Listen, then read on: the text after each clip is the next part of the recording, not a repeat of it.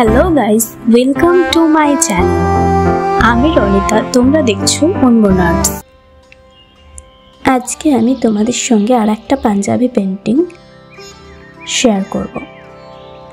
প্রথমে বলে রাখি, আমার গলার অবস্থা ভীষণ খারাপ। তোমরা শুনেই নিশ্চয়ই বুঝতে পারছো গলাটা ঠান্ডার জন্য ভালো রকম জখম হয়েছে। তো চলো, আমি প্রত্যেকবার তোমাদের যে কথাটা বলি, বিশেষ করে কোনো রকম কাপড়ের উপর পেন্টিং করার সময়, বাজার থেকে এনে প্রথমে কাপড়ে পেন্টিং করবে না, আগে সেটাকে জল কাঁচা করে নেবে, তার মাড়টাকে উঠিয়ে নেবে, তারপরে সেটাকে ইস্ত্রি করে পেন্টিং করবে। আর গেঞ্জি বা পাঞ্জাবির ক্ষেত্রে, পাঞ্জাবি বা গেঞ্জির মাঝখানে একটা শক্ত বোর্ড বা খবরের কাগজ রাখো, তার ফলে পাঞ্জাবির পেছন দিকের কাপড়ে কোনো রকম কালার লাগবে না। আর একটা গুরুত্বপূর্ণ যে কথাটা আমি বলি, সেটা হচ্ছে কালার তৈরি। প্রথমেই আমাদের বেশ পরিমাণ মতো কালার একটা জায়গায় নিয়ে সেটার সাথে মিডিয়াম আর 3-4 ফোঁটা জল মিশিয়ে আমরা কালারটাকে রেডি করে নেব, যাতে পরবর্তী সময় কাজ করার সময় যে কালারের তারতম্য সেটা যাতে বোঝা না যায়। মূলত এই কয়েকটা জিনিস মাথায় রেখে পাঞ্জাবি বা কাপড়ের উপর পেন্টিং করলে সেটা বেশ প্রপার হয়।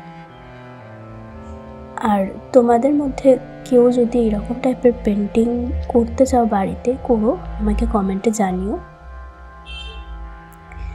আমাকে ইনস্টাগ্রামে বা ইমেলও করতে পারো। ইনস্টাগ্রামে আমাকে ছবি পাঠাতে পারো, তোমরা কীরকম টাইপের পাঞ্জাবি রেডি করেছো সেটা আমায় দেখাতে পারো। আর যদি কেউ এরকম পাঞ্জাবি পেন্টিং আমাকে দিয়ে তৈরি করাতে চাও তোমাদের প্রিয়জনদের দেওয়ার জন্য, তাহলে আমাকে মেল করো বা ইনস্টাগ্রামে যোগাযোগ করো। মেল আইডি বা ইনস্টাগ্রাম আইডি ডেসক্রিপশনে দেওয়া রয়েছে।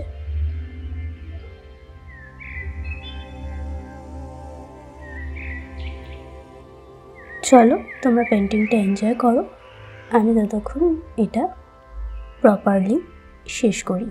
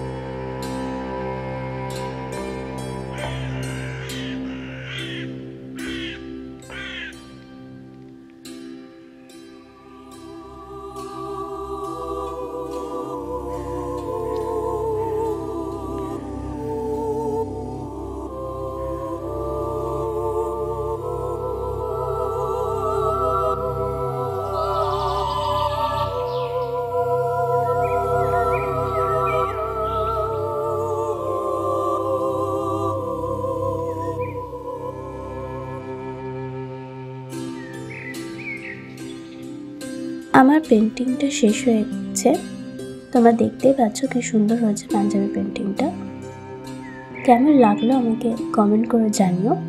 ভালো লাগলে লাইক করো, শেয়ার করো বন্ধু বান্ধবদের সঙ্গে। আজকের মতো ভিডিও এইটুকুই, দেখা হচ্ছে নেক্সট ভিডিওতে। ততদিনের জন্য ভালো থেকো, সুস্থ থেকো। Bye bye guys.